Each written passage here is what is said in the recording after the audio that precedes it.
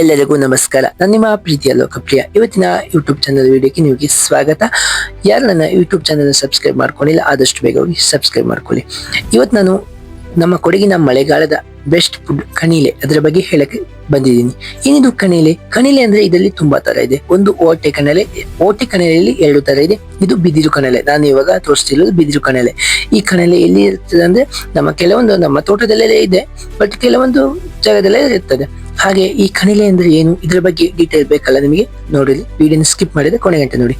ಈ ಕಣಿಲೆ ಉಂಟಲ್ಲ ತುಂಬಾ ಒಳ್ಳೇದು ಕೂಡ ಮತ್ತು ತುಂಬಾ ಅಷ್ಟೇ ಪಾಯ್ಸನ್ ಕೂಡ. ಏನಿದು ಹೇಗೆ ಪಾಯ್ಸನ್ ಆಗ್ತದೆ, ಹೇಗೆ ಒಳ್ಳೇದಾಗ್ತದೆ ಅಂತ ತಿಳ್ಕೊಬೇಕಾ? ಹಾಗಾದ್ರೆ ನೋಡಿ, ಈ ಕಣಿಲೆ ಉಂಟಲ್ಲ ನೋಡಿ, ಇವಾಗ ನಾನು ಇದನ್ನ ಸಿಪ್ಪೆ ಎಲ್ಲ ತೆಗಿತಿದ್ದೀನಿ. ಇದು ಆಕ್ಚುಲಿ ಬಿದಿರು, ದೊಡ್ಡದಾದ ಬಿದಿರಿನಲ್ಲಿ ಅಂದ್ರೆ ಈ ಬಿದಿರು ದೊಡ್ಡದಾಕ್ಕೆ ಮುಂಚೆ ಈ ತರ ಇರ್ತದೆ. ಅಂದ್ರೆ ಇದು ಆಗ ನಾವು ಇದನ್ನ ಏನ್ ಮಾಡ್ತೀವಿ, ಕಟ್ ಮಾಡಿಬಿಟ್ಟು ತಗೊಬರ್ತೀವಿ. ಕಟ್ ಮಾಡಿ ತಗೊಬಂದ ಮೇಲೆ ಈ ಸಿಪ್ಪೆ ಎಲ್ಲ ತೆಗಿಬೇಕು.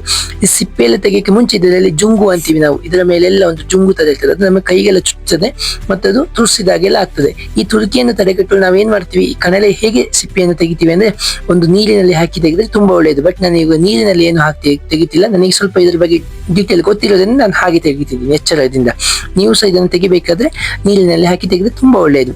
ಹಾಗೆ ಇದರಲ್ಲಿ ಇವಾಗ ನಾನು ಕಣಲೆ ಎಲ್ಲ ತೆಗೆದಾದ್ಮೇಲೆ, ಸಿಪ್ಪೆ ಎಲ್ಲ ತೆಗೆದಾದ್ಮೇಲೆ ಇದನ್ನ ಕತ್ತರಿಸಬೇಕು.